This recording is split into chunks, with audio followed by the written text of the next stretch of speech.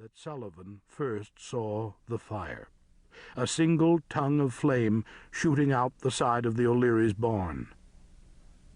Sullivan didn't hesitate a second. "Fire!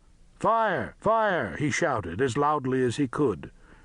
Running clumsily across the dirt street, Sullivan made his way directly to the barn. There was no time to stop for help. The building was already burning fiercely, and he knew that in addition to 5 cows, the O'Learys had a calf and a horse in there. The barn's loft held over 3 tons of Timothy hay, delivered earlier that day. Flames from the burning hay pushed against the roof and beams, almost as if they were struggling to break free. A shower of burning embers greeted Sullivan as he entered the building. He untied the ropes of 2 cows, but the frightened animals did not move.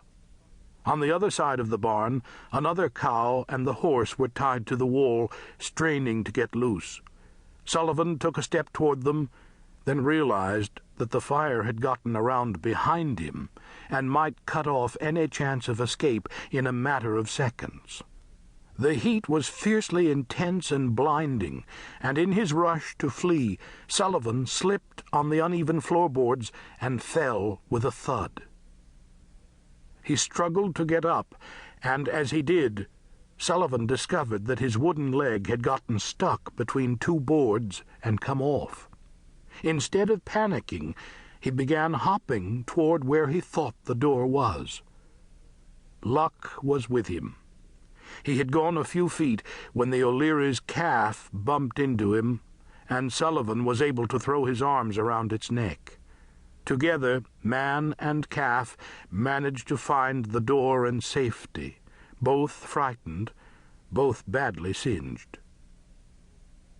A shed attached to the barn was already engulfed by flames. It contained 2 tons of coal for the winter, and a large supply of kindling wood.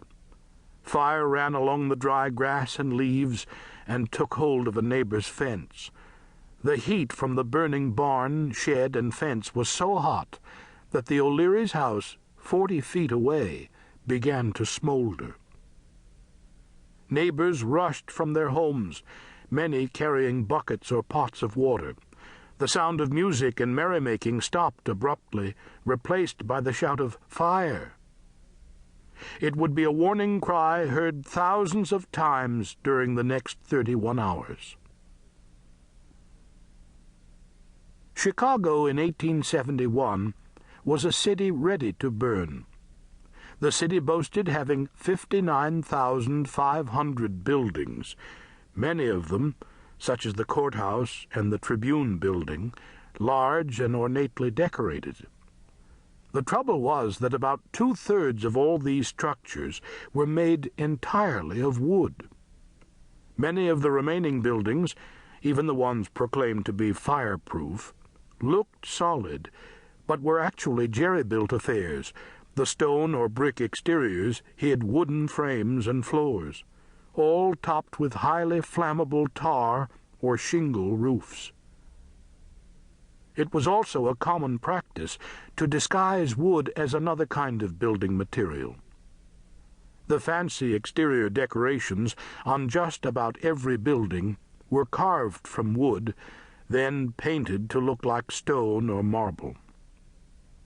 Most churches had steeples that appeared to be solid from the street, but a closer inspection would reveal a wooden framework covered with cleverly painted copper or tin.